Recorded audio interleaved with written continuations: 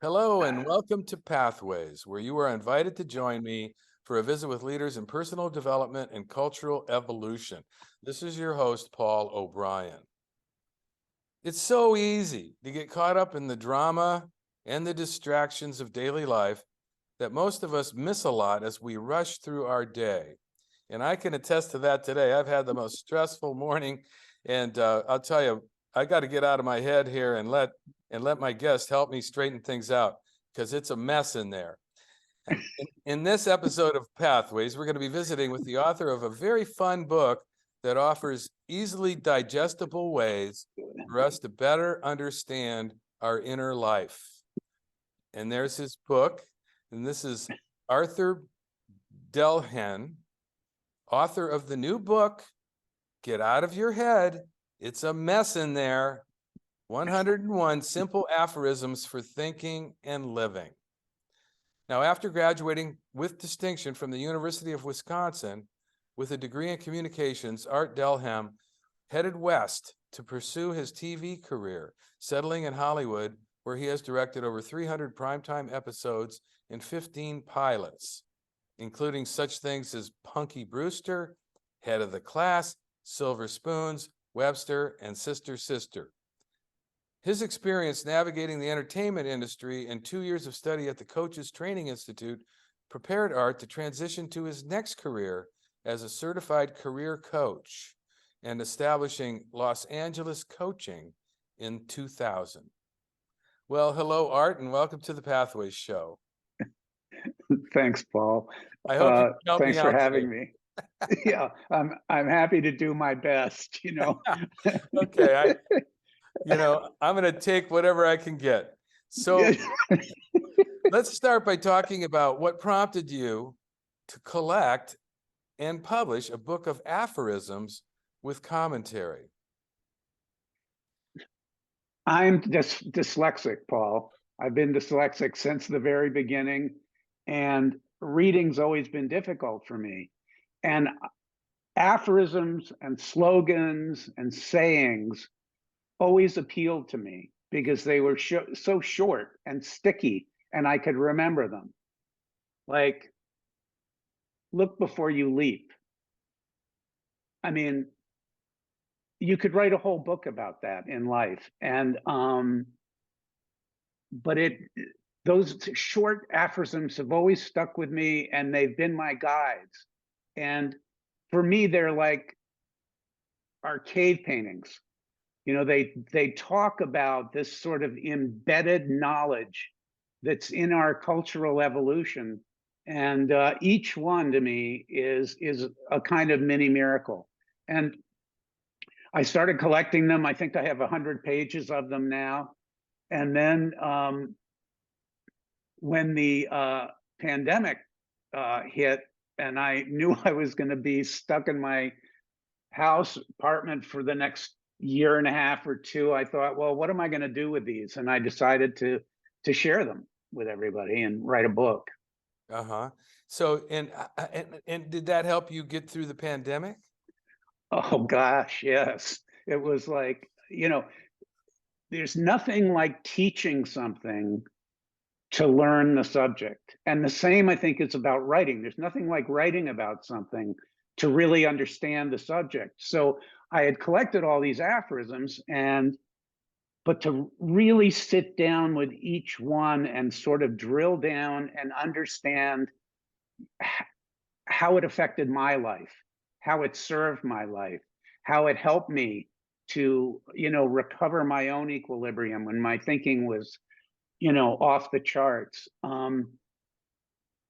Just help me. So, I wrote about how to stay sane during the pandemic. And in doing so, I managed to stay, relatively sane. Okay. And what was your process? What was it difficult to choose 101 aphorisms out of the thousands that you've come across in your life? It wasn't hard. It took time. But what I did was just started at the top, and I said, and I went through and I just put a red dot next to the ones that I liked the most and it had the most impact on my life. And then I took those. There were probably 200 or 250, and I moved them to another list, and then I reduced that list. Okay, that one, yeah, but that one's like this one, and that one's like so. I just kept reducing and reducing and reducing until I got 101. And then I thought, well, I can't just drop 101 aphorisms. I got to put them in some order. They've got to make some sense chronologically. So I decided to group them in like groups. And in my the index, for instance, I grouped them under necessary stuff, like thinking, talking, listening, action, and achievement, and then challenging stuff. I mean, this is the stuff that's tough, right? Ego, control, attachment, judgment, blame, resentment, fear, pain, worry. And then I shifted to inevitable stuff, which is past, present, and future. Then good stuff, relationships and forgiveness, humility and acceptance. Then the sweet stuff, spirit and awareness, understanding and gratitude. So I took them all and I put them under those headings. And then the book, once I was able to do that, the book was boom, the book was there. And then I started writing. And, Actually, I'd been writing before that, but it hadn't been organized in any logical way. and how do you envision people using this material? What do you recommend? You know, so I mean, let's say they read the whole book, which I did, and I really enjoyed it and got a lot out of it. And I love your personal reflections and the sharing of your experiences as they relate to these aphorisms. But before we go there, let's define what is an aphorism. There's a quote in your book: "An aphorism is a pithy observation that contains a general truth, wisdom, or advice." Or maybe I got that from Wikipedia. I'm not sure, but Well, either one works. so okay. So how? And then this is a quote from your book: "An aphorism is like a sauce that has been reduced. Unnecessary words evaporated, leaving behind a brief, well-honed concept reduced to its essence." So, I mean, everybody, you know, can relate to these, you know, a stitch in nine saves nine, etc.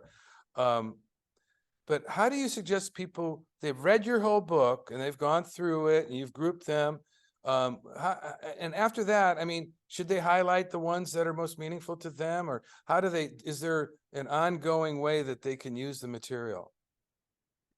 Well, some would contend that it's a great bathroom book. So I see. of course Okay. you can, right? You can have it in your bathroom and open it up and read a couple aphorisms and enjoy them and walk away. Most people in the reviews and what I've heard in feedback was that some people have read the book all the way through at one or two sittings and feel that they missed a lot.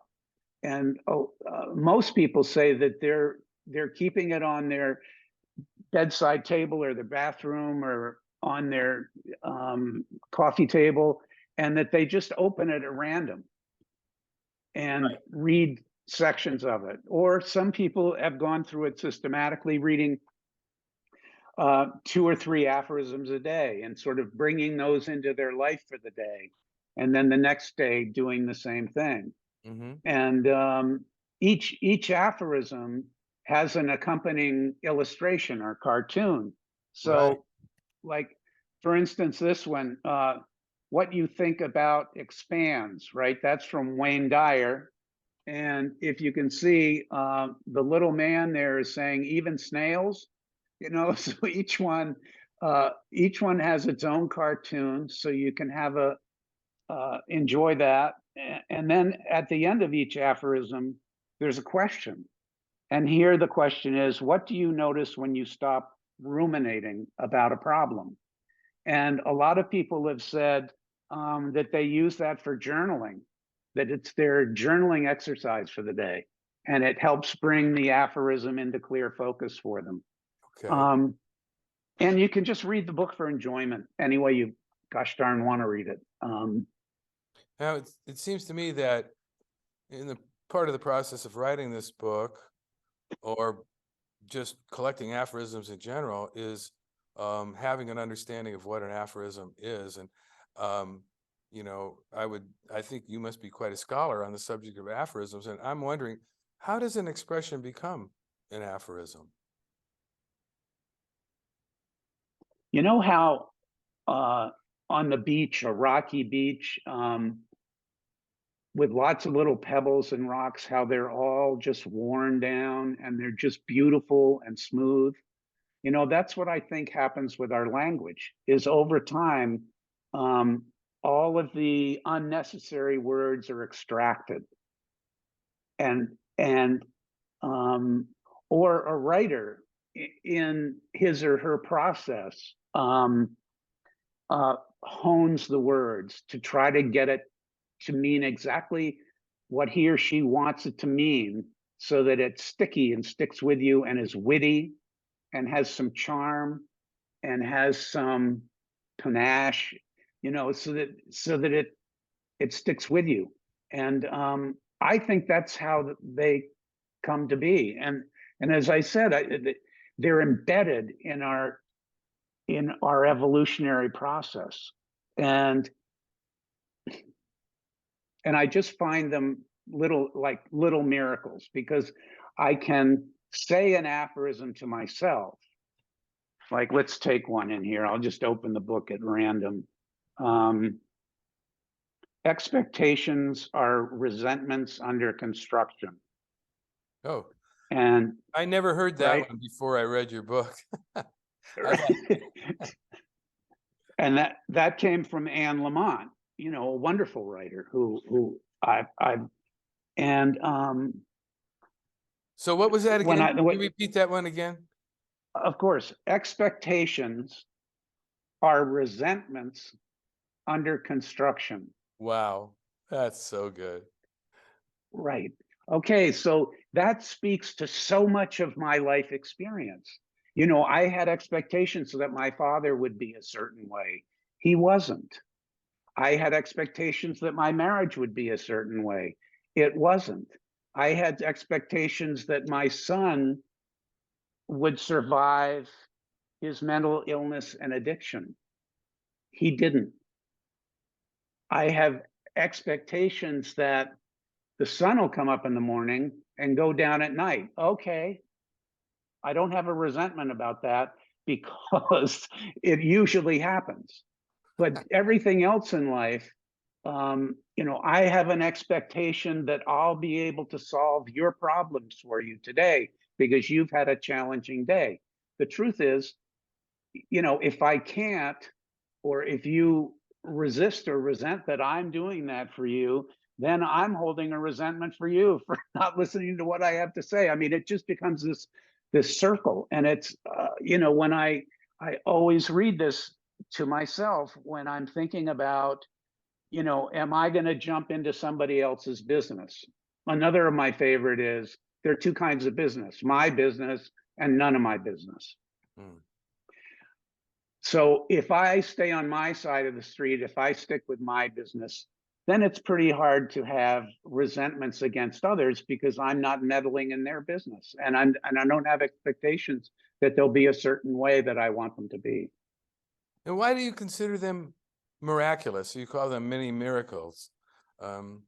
A miracle. I think because they're so condensed and Mhm. they're so perfect. You know, 2 or 3 words can say something so important about our day-to-day life, Right. and can be sticky enough that we remember it. That's why I think they're miracles.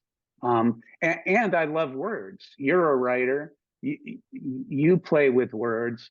I love the play of the words, Right. the Right. way they play with each other, and then the way they play with my mind. And the fact that they're so clever and witty and deep at the same time. So the levels of understanding just keep getting deeper and deeper and deeper as I think about them more and more and more. And And so you know, they're like, go ahead, sorry. they have an amazing transformational impact. especially for their Thank you. size. Yeah. Yes. Yes. Thank you. Perfect. Exactly. Now, you mentioned your son, and I know from reading the book that you lost your son while writing this book. Uh, how Yes. how was that for you? And what's the relationship between what did the writing the book do for you, and how is it related to your son's passing? The book saved my life. It not only saved me from the pandemic, but it saved me.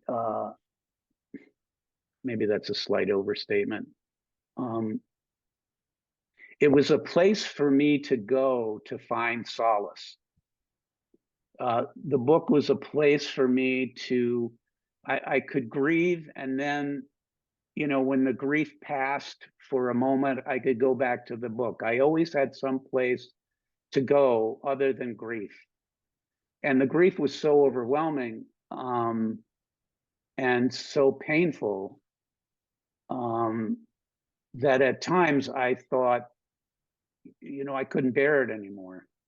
But it was like I had this friend, um, in my computer that I could go to, and this friend would help me get back on track in my mind. This friend would help me be productive again. This friend would, allow me to express my feelings, a lot of which I did express, some of which I expressed in other forms. I'd be writing an aphorism for the book, and all of a sudden I'd be writing a poem about hearing my son knock on the door in the middle of the night, and how I woke up and ran to the door thinking, oh, he's back, and I'd throw the door open and look left and right, and he wouldn't be there, and I'd say, how could I have heard his knock so clearly and he not be there ever again?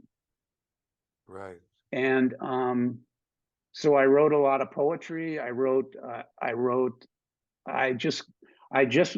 my grief.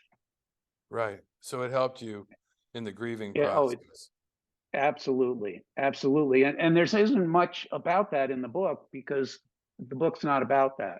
Right. It'll be in another book somewhere, and I'm sure it's in 100 books written by parents who have lost a child. It's in their books already. Yeah. Grieving is such an important healing thing, and it's something that we're not well trained in. Um, and I don't know that people handle it very well in general.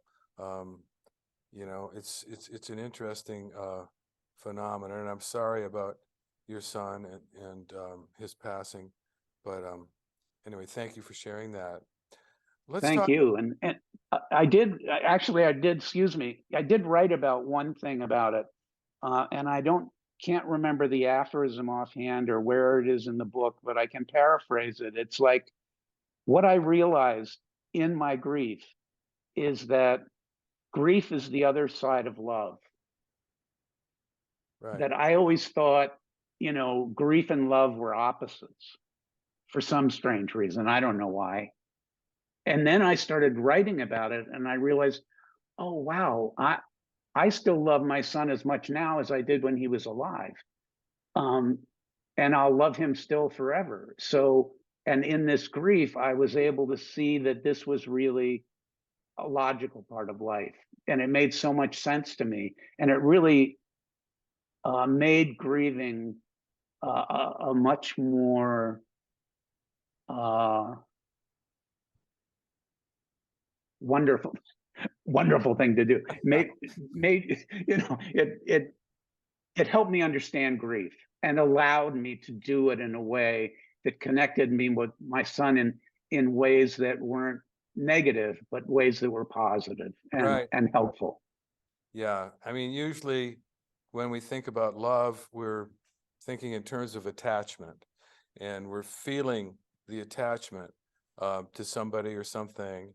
And grieving as a form of love is not something that we're inclined towards in our society, because Mm. it's about loss, and it's, I think it's something we're going to learn, or hopefully we're going to learn, or else we're going to suffer a lot more or possibly commit suicide. It's like, it's a It's a tricky thing, and it's It beautiful is. the fact that you're sharing that, and I hope you do write something more about that.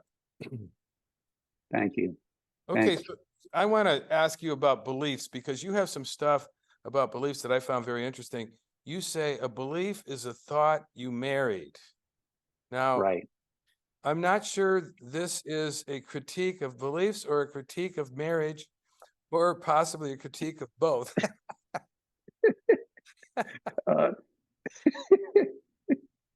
I okay. can't see that clearly. What's that one say? Okay. It says a belief is a thought you married. And then the bride is saying, I've wasted my life. I'll die alone.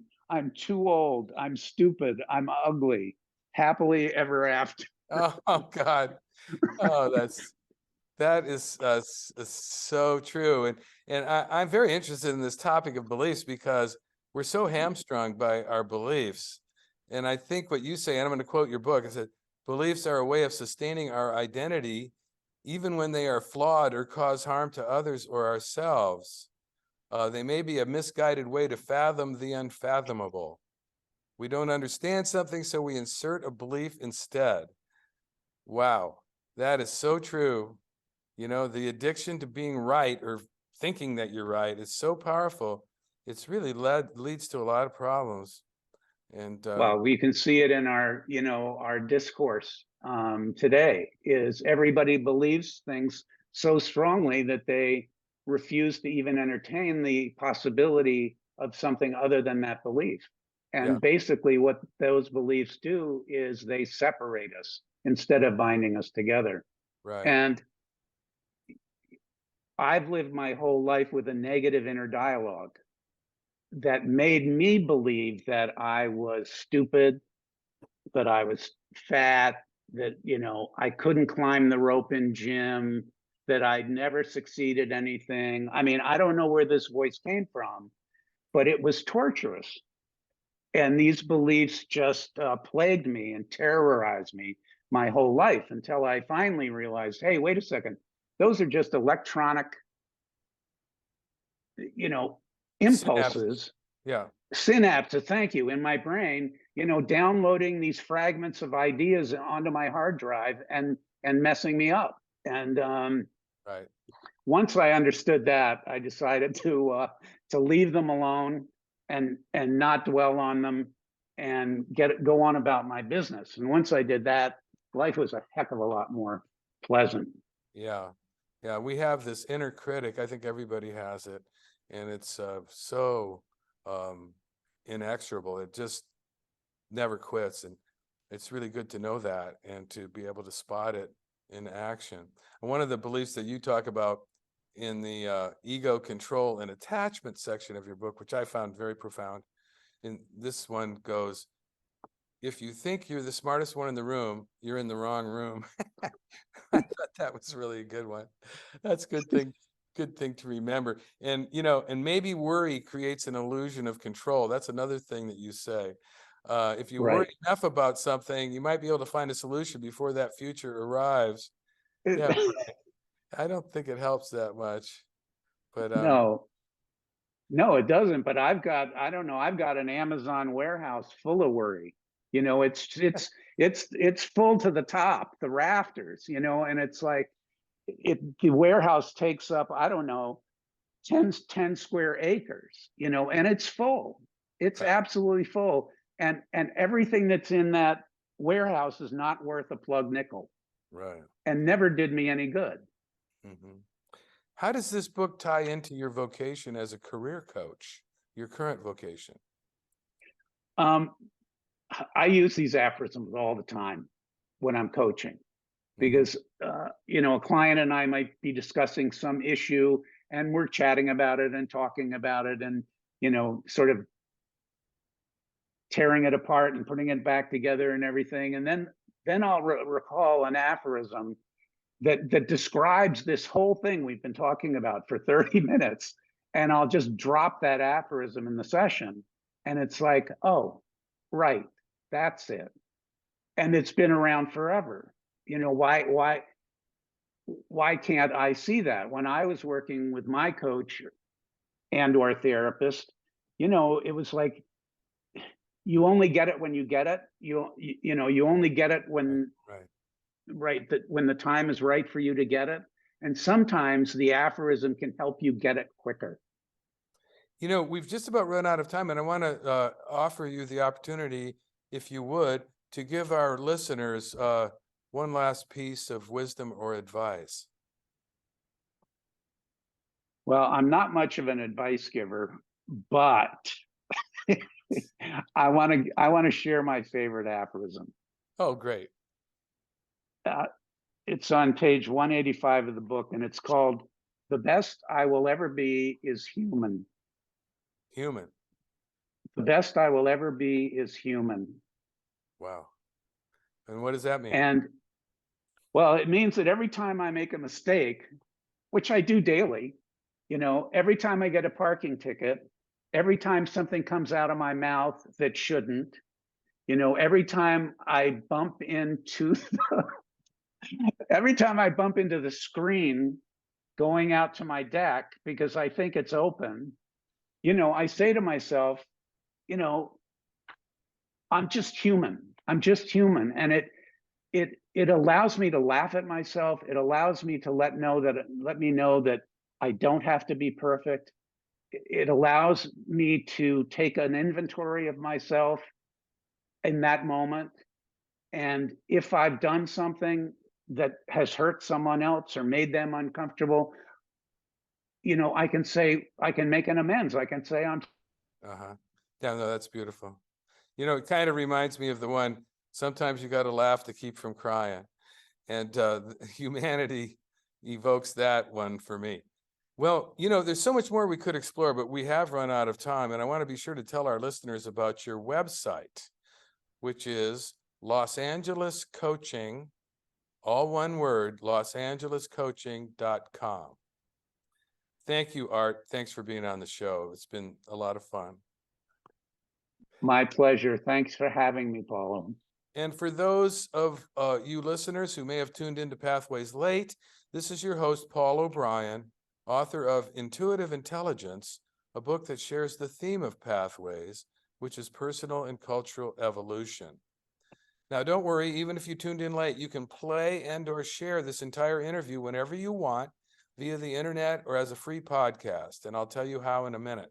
Today, we've been visiting with Arthur Dielhenn, the author of Get Out of Your Head, It's a Mess in There, 101 Simple Aphorisms for Thinking and Living. And there's Art showing the cover of the book. And I want to say thank you to all of our listeners for tuning into Pathways, which is broadcast and streamed on the internet at www.kboo.fm. We are produced every Sunday morning by Donald Altman or myself at 8:30 USA Pacific Time. I want to say thank you to all of our listeners for tuning in, and even better, listening to our podcasts, which you can find for free at divination.com, DIVI nation.com, as well as via iTunes, my YouTube channel, and other free podcast servers. This is Paul O'Brien reminding you to tell your friends about Pathways Radio and podcasts. And thanks again to Arthur Dielhenn and to all of you listeners for tuning in and being a part of the Pathways conversation.